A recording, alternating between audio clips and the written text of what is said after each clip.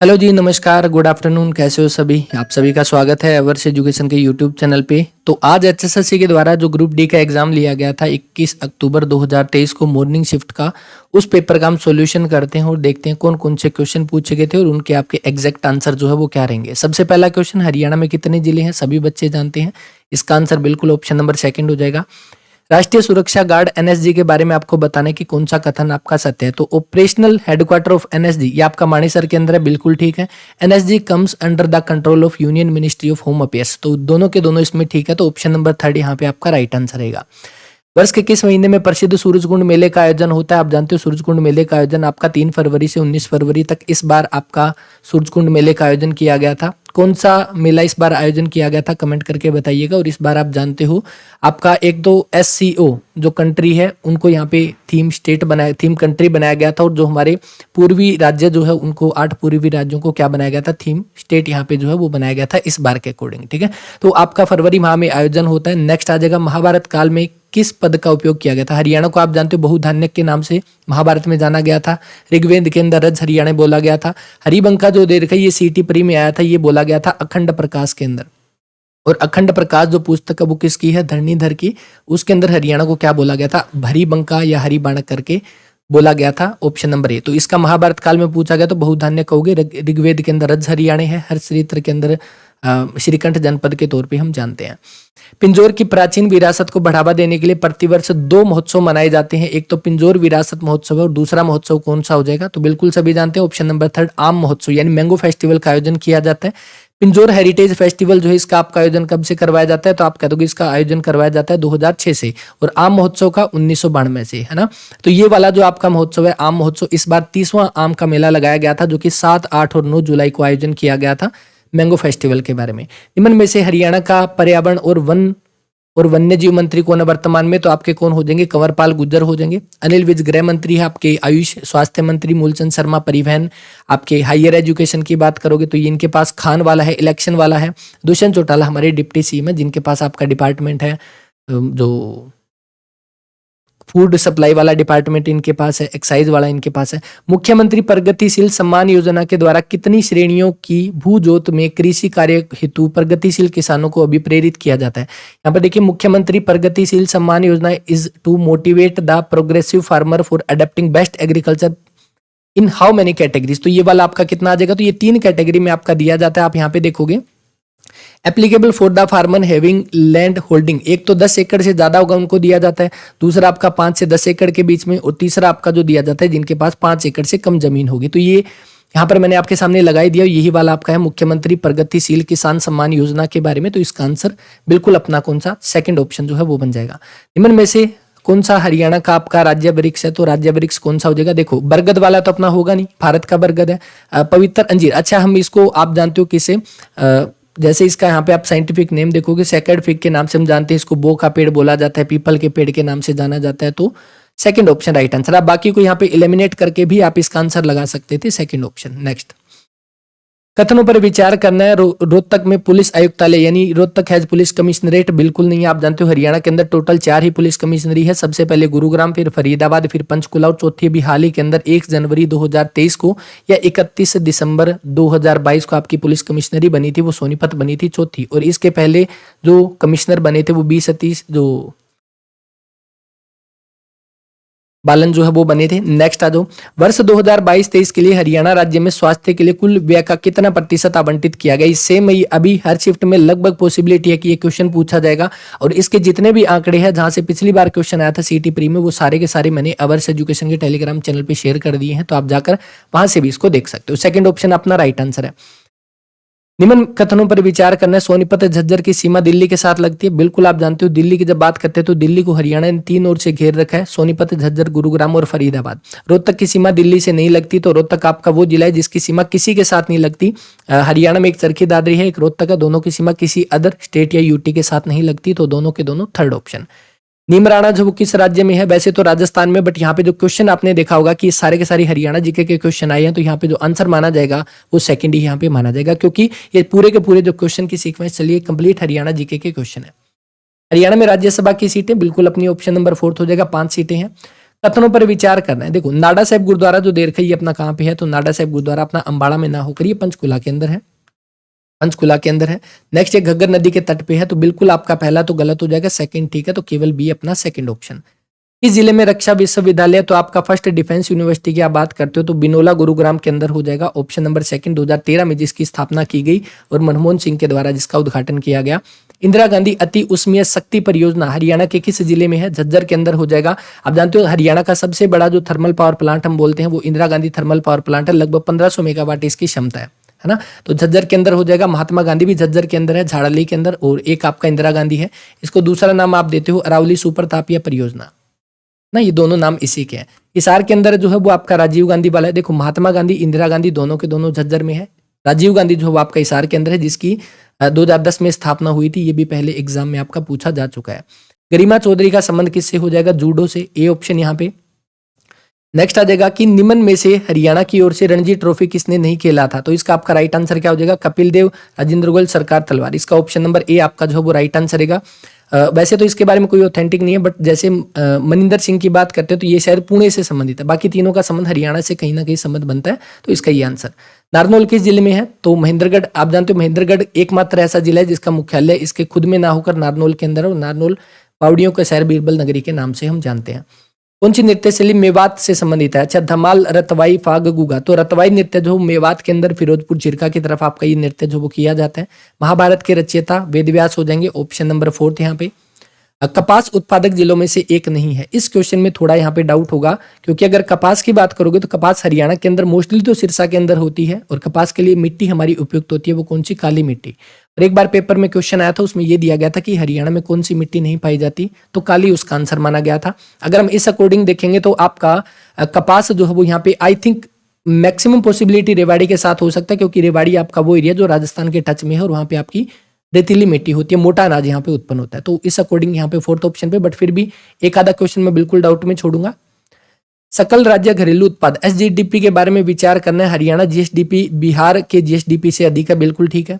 पंजाब का जीएसडीपी इससे ज्यादा है, तो पंजाब का जीएसडीपी हरियाणा की नहीं, जीएसडीपी और Punjab is more than the Haryana, तो पंजाब हरियाणा का तो बिहार से ज्यादा है, बिल्कुल ठीक है। दूसरा आ गया पंजाब का जो जीएसडीपी पूछा गया, तो पंजाब का भी जीएसडीपी हरियाणा से कम है, तो इस अकॉर्डिंग ये वाला गलत हो जाएगा, ये वाला ऑप्शन ए अपना ठीक है, तो अपना ऑप्शन नंबर ए जो वो करेक्ट हो जाएगा। नेक्स्ट पंजाब का GSDP Punjab is more than, बिल्कुल। नेक्स्ट ओटू बांध किस नदी पर है, तो ओटू वीरराज बांध के नाम से जानते हैं, घग्गर नदी के ऊपर हो जाएगा, हरियाणा के सिरसा के अंदर ओटू नामक स्थान पे। और ये क्वेश्चन फिर से आपका रिपीट, बुजनी आपका कहाँ का हो जाएगा, कान का हो जाएगा, ऑप्शन नंबर ए। तो ये आपके थे हरियाणा जीके के क्वेश्चन। अब चलते हैं हम क्वेश्चन नंबर 1 से, आ जाओ, क्योंकि सबसे ज्यादा जो डाउट होता है वो हरियाणा जी के में ही होता है।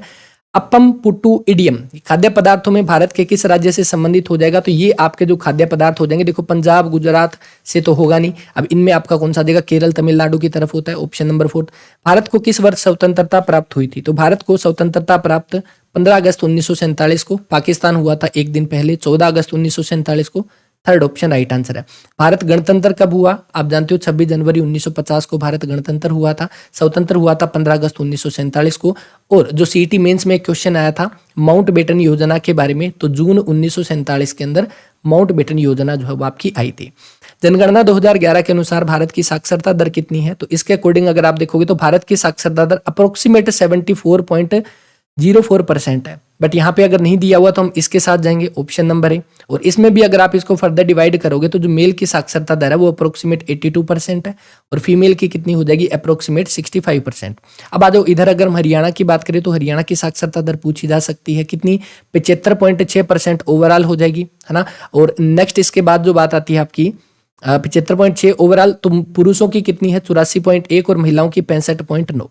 ये आपका सीटी प्री में आया था, महिलाओं के बारे में पूछा गया था, तो पुरुषों का ध्यान रखिएगा 84.1%। और जब हमने आर्थिक सर्वेक्षण पढ़ा था तब भी हमने ये डिस्कस किया था कि हरियाणा जो हरियाणा की साक्षरता दर भारत से कहीं ज्यादा है ओवरऑल, अगर देखोगे तो आर्थिक सर्वेक्षण की क्लास में ये चीजें हमने पढ़ी थी। पृथ्वी की त्रिज्या कितनी है, रेडियस हो जाएगी 6371। क्वेश्चन ग्रुप डी का क्वेश्चन और रिपीट में क्वेश्चन है, पिछली बार जो ग्रुप डी का पेपर हुआ था उसके अंदर सेम क्वेश्चन पूछा गया था, और उसमें यह दिया गया था कि भारत के इतिहास को 3 भागों में बांटा गया था, प्राचीन, मध्य और आधुनिक तौर पे ये किसने बांटा था? ये बांटा था जेम्स मिल ने। और जेम्स मिल का ये बांटने का जो रीजन था वो ये था, ये ब्रिटिश को सर्वश्रेष्ठ दिखाना चाहता था, क्योंकि ये दिखाना चाहता था कि प्राचीन टाइम में भारत का क्या हाल था और वर्तमान में ब्रिटिश के आने के बाद भारत का कितनी यहाँ पे सुधार हुआ है शिक्षा में, हर एक चीज के अंदर। तो ये जेम्स मिल का जिक्र आता है, तो option number A right answer है। सेम क्वेश्चन ग्रुप डी का पिछले पेपर के अंदर आया था। स्वतंत्र भारत के प्रथम गवर्नर जनरल में किन्होंने कार्य किया था? अगर आप देखोगे स्वतंत्र भारत के प्रथम गवर्नर जनरल जो थे वो तो माउंटबेटन था, है ना। बट प्रथम भारतीय गवर्नर जनरल के बारे में बात करोगे तो वो सी राजगोपालाचारी है। अब अपना यहाँ पे माउंटबेटन है नहीं, तो हम आंसर ऑप्शन नंबर ए कर देंगे। सीई से तात्पर्य है तो आपका कॉमन एरा हो जाएगा सी ऑप्शन। एडी का एनोडोमिनी, ठीक है। वर्ष 2014 में अभियान शुरू हुआ, अभियान इंद्रधनुष। इंद्रधनुष योजना दोबारा से रिपीट में क्वेश्चन ग्रुप डी के अंदर क्वेश्चन आया था, और इसका मतलब क्या होता है आप सभी जानते हो इसके बारे में। अच्छा, ये क्वेश्चन आया था आपका पेपर के अंदर, जिसमें ये दिया गया था कि इसकी शुरुआत कब हुई थी। ये अभी हाल ही के एग्जाम में पेपर में क्वेश्चन आया था, कौन से में आया था याद नहीं, बट इसमें अगर ध्यान रखोगे तो 25 दिसंबर 2014 को अपना मिशन इंद्रधनुष शुरू किया गया। टीकाकरण से संबंधित था, तो इसका option number second right answer है। वैक्सीनेशन की बात होती है, और हरियाणा में इसको शुरू किया गया था। स्वास्थ्य दिवस अपना कब मनाया जाता है? 7 अप्रैल 2015 को हरियाणा में शुरुआत हुई थी। ये बात होती है ऑपरेशन मिशन इंद्रधनुष की। इसके साथ ही एक और था अपना 7 स्टार रेनबो स्कीम, है ना। 7 स्टार रेनबो स्कीम, वो स्कीम आई थी 2018 के अंदर, जनवरी के अंदर, और वो आपकी थी गांव की स्वच्छता को लेकर। मतलब 7 स्टार दिए जाते हैं गांव को अलग अलग रेटिंग के अकॉर्डिंग, स्वच्छता की, लिंगानुपात की, शिक्षा के बारे में। तो वो आपका 7 स्टार रेनबो स्कीम आई थी, वो आई 2018 में, और ये वाली आपकी आई थी 2014 में, ठीक है। ये क्वेश्चन आपका पेपर में अभी हाल ही के पेपर में पूछा गया था, और यहाँ पे दोबारा से आ गया। पर्यावरण दिवस आपका 5 जून को मनाया जाता है। पृथ्वी के चारों ओर के आवरण को क्या कहते हैं? सभी बच्चे अच्छे से जानते हैं, तो इसके बारे में, तो गैसेस का जो आपका इन्वायरमेंट है, सराउंडिंग, वो आपका कौन सा हो जाएगा? एटमॉस्फेयर हो जाएगा, वायुमंडल। इसके बाद नेक्स्ट है माँ कार्यक्रम का विस्तृत रूप क्या हो जाएगा? तो इसका आपका हो जाएगा mother absolute affection. Option number A जो है वो आपका इसका राइट आंसर रहेगा। नेक्स्ट, लुगदा निमन में से किसका प्रकार है जो छत्तीसगढ़ में पहना जाता है? ये साड़ी का प्रकार हो जाएगा, option number A. Jamia Islamia विश्वविद्यालय आपका कहाँ पे है? तो इसका आपका हो जाएगा ऑप्शन नंबर यहाँ पे न्यू दिल्ली के अंदर हो जाएगी। कहाँ पे? Option number C, new Delhi के अंदर जामिया इस्लामिया विश्वविद्यालय। कौन सा कार्यक्रम सरकारी प्राथमिक विद्यालयों में शुरू किया गया जिसका भोजन मतलब भोजन से संबंधित है? ये आपकी मिड डे मील हो जाएगी, और मिड डे मील की शुरुआत 1995 में हुई थी तमिलनाडु से, और वर्तमान में इसका नाम बदल दिया गया कब? 2021 के अंदर, और इसका नाम रख दिया गया पीएम पोषण योजना। ये क्वेश्चन भी आपका रिपीट में है। बिहू कहाँ का है? तो बिहू आपका असम का हो जाएगा। नेक्स्ट, यदि किसी व्यक्ति का वृक्क यानी कि उसका किडनी काम करना बंद कर दे तो उसको किस एक प्रोसेस होता है। अब देखो किडनी का काम क्या होता है हमारा, जैसे चाय हम छानते हैं, छलनी का काम करता है हमारा किडनी, मतलब फिल्ट्रेशन का काम करता है। अब फिल्टर अगर वहां पे नहीं होगा तो उसके लिए क्या होगा? उसके ब्लड को बाहर निकाल के उसको कृत्रिम रूप से उसको छानना जाएगा, ताकि उसके अंदर जो भी इम्प्योरिटीज है वो निकाली जा सके। उसको डायलिसिस बोला जाता है। कौन सा आपका स्थलीय प्राकृतिक वास नहीं है? तो आप तालाब कह दोगे। द्रव्यमान की एसआई इकाई क्या हो जाएगी? तो आपकी किलोग्राम हो जाएगी, एसआई यूनिट ऑफ मास। एक लड़का समतल दर्पण से 50 सेंटीमीटर की दूरी पर खड़ा है। दर्पण और प्रतिबिंब के बीच की दूरी बिल्कुल जितना यहाँ पे वो इतनी दूर होगा उतनी ही दूर आपका प्रतिबिंब बनेगा। तो 50 centimetre, 50 centimetre, 100 centimetre. No medium is require for the transfer of heat by the process of. ये आपके 3 प्रकार के प्रोसेस होते हैं, कंडक्शन, कन्वेक्शन, रेडिएशन। तो रेडिएशन जैसे कि सूर्य की किरणें अपनी तरफ आती है, उसके लिए हमें किसी माध्यम की जरूरत नहीं पड़ती, तो आपका रेडिएशन हो जाएगा। कौन सी डिजीज जो है वो आपकी वाटर बोर्न डिजीज है? तो आपका टाइफाइड का नाम देखते ही आप लगा दोगे बेरी बेरी नहीं होता, सकरवी, पोलियो, ये तो होंगे नहीं, तो ऑप्शन नंबर ए। नेक्स्ट आपका यहाँ पे दिया गया कि आपको इनमें मैच करना है पत्थर दल। जैसे आपका ये आपका साइंस का क्वेश्चन यहाँ पे पूछ लिया गया। अब इसमें जब हम मैच करेंगे इसमें, तो ऑप्शन नंबर ए का जो है वो आपका बन जाएगा 4th, है ना, लेमिना फ्लावर हो जाएगा। नेक्स्ट का आपका पंखुड़ी का जो ऑप्शन बन जाएगा 2nd। नेक्स्ट आपका, तो इसमें थोड़ा सा ध्यान दीजिएगा इसके अंदर, जैसे आपका पत्थर दल दे रखा है तो पत्थर दल आपका यानी पत्थर से संबंधित आपका फ्लावर हो जाएगा, ठीक है। और बाकी मैंने यहाँ पे आपके सामने लगाई दिए, यानी कि आपका क्रीपर आपका वीक स्टेम हो जाएगा, यानी आपका इसका हो जाएगा चौथे का पहला। तो चौथे का पहला आपका इन तीनों में है, तो आपका ये भी कट गया। आगे आता है पिस्टल आपका ओवरी, यानी सी का आपका 2nd है, तो सी का आपका 2nd किसके अंदर दे रखा है? तो सी का 2nd अपना यहाँ पे जो राइट आंसर वो बन जाएगा ऑप्शन नंबर ए। यहाँ पे ए का आपका 3rd है, ठीक है जी, बस ठीक है। एक आपका 3rd हो जाएगा। पत्थर दल आपका पत्ती से हो जाएगा, पीटल आपका पुष्प हो जाएगा, यानी ए का थर्ड, बी का फोर्थ, तो ऑप्शन नंबर ए इसका राइट आंसर है। ओके, नेक्स्ट आ जाओ। किसकी कमी से बेरी-बेरी? विटामिन बी1 की कमी से बेरी-बेरी रोग होता है, ए की कमी से आपका रतौंधी होता है, नाइट ब्लाइंडनेस, सी का स्कर्वी और डी का आपका रिकेटस। मछली की विशेषता नहीं है, तो इसके अंदर आपका ऑप्शन नंबर सी बन जाएगा, long backbone with cylindrical body है, इसकी एक कैरेक्टरिस्टिक्स नहीं होती। हेपेटाइटिस ए जो है आपकी बीमारी है वो कि आपकी किससे फैलती है? वायरस से फैलती है, सेकंड ऑप्शन। इसमें अर्थवर्म की बात की गई है केंचुए की, तो केंचुआ जो है वो सांस कहाँ से लेता है? तो वो अपने कहाँ से? स्किन से सांस लेता है, ऑप्शन नंबर डी, जो किसान का मित्र बोलते हैं। यीस्ट का किसके लिए यूज करते हैं? तो यीस्ट का उत्पादन होता है अल्कोहल या वाइन बनाने के लिए। वर्ष 2016 में भारत सरकार ने एक स्कीम चलाई थी, वो मिशन आरंभ किया था, जिसके अंतर्गत उचित वाहित मल निपटान शुरू किया गया। तो ये स्कीम जो है, तो नेक्स्ट है यहाँ पे वर्ष 2016 में भारत सरकार के द्वारा आपका नामक मिशन एक आरंभ शुरू किया गया। कौन सा मिशन की यहाँ पे शुरुआत की गई थी? जिसके अंदर आप कहोगे उचित वाहित मल निपटान शुरू किया गया। अगर आप नमामि गंगे की बात करोगे तो गंगा की स्वच्छता की बात होती है ना। उड़ान योजना अपनी उड़े देश का आम नागरिक बोल सकते हो। उज्ज्वला योजना एलपीजी गैस से सिलेंडर, तो यहाँ पर आपका स्वच्छ भारत ही यहाँ पे बनेगा इसके अकॉर्डिंग, ऑप्शन नंबर थर्ड। बाकी कमेंट करके आप बता सकते हो, क्योंकि देखो स्वच्छ भारत की शुरुआत 2016 में नहीं हुई थी, ये आपकी शुरुआत हुई थी 2 अक्टूबर 2014 को। और आपको याद होगा इसी से जुड़ा हुआ क्वेश्चन एचएसएससी के पेपर में आया था कि स्वच्छ भारत स्वच्छ हरियाणा स्कीम कब आई थी? वो 1 नवंबर 2014 को शुरू हुई थी। मतलब ये 2 अक्टूबर को अगले महीने हरियाणा दिवस के दिन हरियाणा में स्कीम शुरू होती है। उस स्कीम का नाम आपका कौन सा हो जाएगा? स्वच्छ भारत स्वच्छ हरियाणा। नेक्स्ट आपके सामने जो दे रखा है, आपको इनमें इसके साथ मैच करना था, तो आप देखोगे विद्युत सेल की बात करते हो तो आप इसके साथ आंसर लगा देते हो, विद्युत बल्ब का आप इसके साथ लगा दोगे, मतलब सी का आपका सेकंड हो जाएगा और सी का सेकंड आपका इन तीनों के अंदर है। नेक्स्ट इसमें ऑन ऑफ की स्थिति के अंदर, तो इसका आपका ऑन स्थिति में, तो आपका बी का थर्ड हो जाएगा। बी का थर्ड आपका किसके अंदर है? तो आप इसका आंसर जो लगा दोगे वो ऑप्शन नंबर फोर्थ यहाँ पे हो जाएगा, है ना। बाकी इसको मैच कर लेना भाई, कहीं इसमें थोड़ा ऊपर नीचे ना हो जाए। धातुओं का वह गुण धर्म जिससे धातुओं को पीटकर पतले पत्थर बनाए जाते हैं, तो आपकी शीट बनाई जाती है, उसको हम क्या बोलते हैं? मेलेबिलिटी, आघातवर्ध्यता, कुटनीयता, ऑप्शन नंबर फोर्थ यहाँ पे राइट आंसर है। अगर तार बनाई जाएगी तो उसको क्या बोलते हैं? मेलेबिलिटी। तो आपका डक्टिलिटी, तो यानी कि उसको हम वायर में कन्वर्ट कर सकते हैं, वो हमारा डक्टिलिटी हो जाएगा, और उसको शीट में बनाएंगे वो हमारा मेलेबिलिटी हो जाएगा। 5 बच्चे ABCDE उत्तर की ओर मुंह करके खड़े हैं, तो यहाँ पे हमने 5 बच्चे बना लिए जो कि ऊपर की तरफ मुंह करके बैठे हैं। इसमें ये बोला कि CE के दाईं ओर बैठा है, तो यहाँ पे बोला C जो है वो E के दाईं ओर है। अगर मैंने E यहाँ पे बना लिया, C इधर हो जाएगा, और A के बाईं ओर है, A के बाईं ओर हो जाएगा। A और D के बीच में एक बच्चा बैठा है, A और D के बीच में आपका एक बच्चा बैठा है, तो A और D के बीच में एक बच्चा है। इसने पूछा मध्य में कौन सा है, तो अपना A हो जाएगा, ऑप्शन नंबर फोर्थ यहाँ पे। नेक्स्ट आपको इसको मैच करना था, तो यहाँ पे इसका बनाओगे, इसका आपका पॉकेट बन जाएगा, और आंसर इसका ऑप्शन नंबर थर्ड हो जाएगा। Q जो है वो R के पुत्र, अगर मैं कहूँ R का पुत्र, ठीक है, और उसका पुत्र इसका भाई है, तो मतलब इसका क्या बनेगा? इसने क्या बोला? QR का क्या लगता है, तो QR का क्या लग जाएगा? पुत्र, ग्रैंडसन की बात होती है।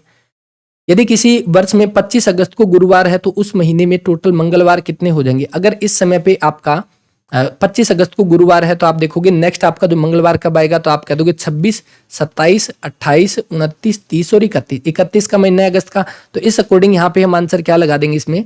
यहाँ पे गुरुवार, Friday, Saturday, Sunday, Monday, Tuesday, है ना। तो यहाँ पे आपका क्या आ जाएगा? इसमें ट्यूसडे आ जाएगा। अगर मैं यहाँ पे कहूँ इस अकॉर्डिंग, सॉरी 25 को है, तो यहाँ पे आपका 30 तारीख को आपका हो जाएगा ट्यूसडे, है ना। अगर 30 को ट्यूसडे है तो और कौन सा आ गया? इससे पहले जाओगे तो 23 को ट्यूसडे है ना। इससे पहले जाओगे 16 और 7 23, ठीक है, 9 और 7 16 और 2, यानी कि टोटल इसमें कितने आ जाएंगे? 5 मंगलवार आ जाएंगे, सेकंड ऑप्शन। 2 कथन आपके सामने दिए गए हैं कि सभी कुत्ते जो है वो आपके जानवर है, सभी कुत्ते जो है वो आपके क्या है? सभी जानवर कुत्ते हैं। सभी जानवर जो है वो क्या है? सभी जानवर कुत्ते हैं। कुछ कुत्ते खतरनाक है, कुछ कुत्ते खतरनाक है, सभी जानवर आपके खतरनाक है, तो सभी जानवर खतरनाक है ना जी, ये तो नहीं है। कुछ कुत्ते जानवर है, तो बिल्कुल ठीक है, अपना केवल सेकंड यहाँ पे फॉलो होगा। जिस प्रकार किलोमीटर का संबंध दूरी से, उसी प्रकार न्यूटन का संबंध आपका फोर्स से हो जाएगा। Force is equal to mass into acceleration. यहाँ पे देखो 11 प्लस में 1 जोड़ दिया, यहाँ पे प्लस में 4 है, यहाँ पे प्लस में 9 है, यहाँ पे प्लस में 16 है, मतलब आगे जुड़ेगा कितना? 5 का स्क्वायर यानी कि 25 कह दोगे, 41 और 25 टोटल 66। 1 का स्क्वायर, 2 का स्क्वायर, 3 का स्क्वायर, स्क्वायर का बार बार इसके अंदर ऐड किया जा रहा है। Find the odd one out. अदरक जो जमीन के अंदर, गाजर भी, आलू भी, टमाटर जो वो आपका जमीन के ऊपर उगता है, बाकी सारे के सारे अंडरग्राउंड जो है ये उगते हैं। नेक्स्ट है COVT। अच्छा, C आपका 3 पर, O 15 पे, V 22 पे, E 5 पे, ये 20 पे। अब यहाँ पर देखोगे F आपका 6 पे, 18, ये 25 पर, H आपका 8 पे और W 23 पे। हर एक में 3-3 यहाँ पे इंक्रीज हो रहा है। उसी तरह से H अगर आपका 8 पर है तो 8 और 3 11, के सभी में दे रखा है। लास्ट वाला उठा लो, E 5 पे, 5 और 3 आपका 8 पे H है, तो ऑप्शन नंबर सेकंड बन जाएगा। एक व्यक्ति उत्तर दिशा की ओर मुंह करके खड़ा है, ठीक है, वह आपका एंटी क्लॉकवाइज 135 डिग्री घूमता है, तो आप कह दोगे एंटी क्लॉकवाइज इधर घूम जाएगा, है ना, इधर उसका मुंह हो गया। अब उसके बाद देन वो 90 डिग्री क्लॉकवाइज रोटेट किया, अब यहां से वो 90 डिग्री क्लॉकवाइज इधर रोटेट करेगा, तो इसका मतलब नेक्स्ट उसने पूछा अब उसका मुंह किस दिशा में है, तो आप ऊपर नॉर्थ, इधर आपका वेस्ट, यानी कि नॉर्थ वेस्ट के अंदर उत्तर पश्चिम यहाँ पे आपका जो है वो राइट आंसर हो जाएगा। 17 गेंदों को 720 रुपए में बेचने पर 5 गेंदों की क्रय मूल्य के बराबर हानि होती है। तो 17 गेंदों, 17 का, अच्छा हानि हुई है पहली बात तो, है ना, हानि हुई है तो आप क्या कहोगे, हमारा कॉस्ट प्राइस में से सेलिंग प्राइस घटा देंगे तो अपने पास हानि आएगा, इज इक्वल टू कितनी हानि है, 5 गेंदों के बराबर, यानी 5 गेंदों के क्रय मूल्य के बराबर हानि है।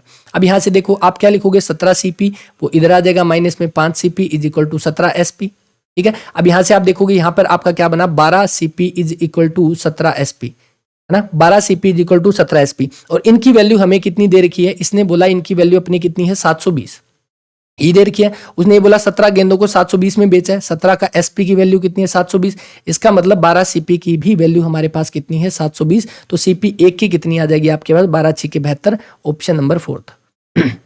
नेक्स्ट आपके सामने है कि आपको x की वैल्यू फाइंड आउट करनी है, तो ये तो फाइंड आउट करके ये क्वेश्चन मैं आप ही को देकर चला जाता हूं, इसका सिंपल कैलकुलेशन है, कमेंट करके बता दीजिएगा एक क्वेश्चन के लिए। नेक्स्ट आपके सामने ए और बी क्रमश है, ए ने काम शुरू किया, बी ने शुरू किया कितना 22,500 और 35,000 रुपए, ठीक है। अब इन्होंने व्यापार शुरू किया, इनको टोटल लाभ हुआ, ये टोटल जो लाभ होता है उसका परसेंटेज उसी में डिवाइड होगा जिस अकॉर्डिंग उन्होंने अपने पैसे लगाए थे। यहां से आप इनका रेशियो निकाल लोगे, कितना आ जाएगा 225 और 350, 25 में 225 और 25 से कम 14, टोटल वैल्यू कितनी आ गई 25 आ गई, 23, टोटल वैल्यू कितनी आ गई 1904, 23 की वैल्यू 276,000, कितने पे कटेगा 23 से कम 23, 23 दूना 46, 1200 पे, और हमें आंसर किसका चाहिए बी का, तो बी का शेयर कितना हो जाएगा 14 गुणा में 1200, कितना हो जाएगा 00, 12 चौके 48, 4 12 और 4 कितने 16,800, ऑप्शन नंबर 3।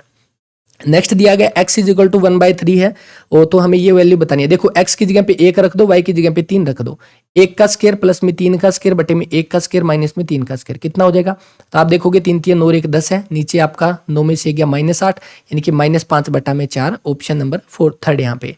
यदि एक आयत का विकर्ण और उसकी लंबाई का क्षेत्रफल क्रमशः 25 मीटर है, अब यहाँ पर ये दे दिया आपके सामने, ये आपके सामने एक आयत दे रखा है, इसका विकर्ण कितना है, विकर्ण इसका कितना हो जाएगा 25, ठीक है। इसका एरिया हमें दे रखा है 168। अब एक चीज आपको ध्यान होगा, अगर आपने यहाँ पे 25 देख लिया तो आप सीधी सी बात है ट्रिपलेट का अंदाजा लगा सकते हो इसमें, मतलब आपने जो समकोण त्रिभुज की भुजाओं की हम बात करते हैं, ट्रिपलेट हमारा क्या बनता है, आप कह दोगे 7 24 और 25, ये बनेगा। तो इसके अकॉर्डिंग आपने देखा क्या आपका 7 और 24 रखने से वैल्यू आती है, तो आप 7 और 24 की गुणा करोगे तो कितना आ जाएगा 7 चौके 28, 2 7 दूनी 14 और 1 16, है ना। तो आपका इस अकॉर्डिंग 168, तो बिल्कुल ठीक है, इसने बड़ी भुजा पूछी है तो आप 24 से कह दोगे, थर्ड ऑप्शन जो है वो अपना राइट आंसर है। साधारण ब्याज की दर से कोई राशि 12 वर्षों में स्वयं की दुगनी हो जाती है, तो आप ये कह दोगे 1/100, मतलब 1 थी 1 से वो दुगनी होगी 2 होगी, मतलब उस पर ब्याज कितना लगा 1 रुपये, 1 रुपये ब्याज है इंटू में 100 बटे में 12, यानी कि आपका कितना 25 बटा में 3, और 8 3 24 और 1 25 बटा में 3, 3 8 24, ठीक है, सेकंड ऑप्शन।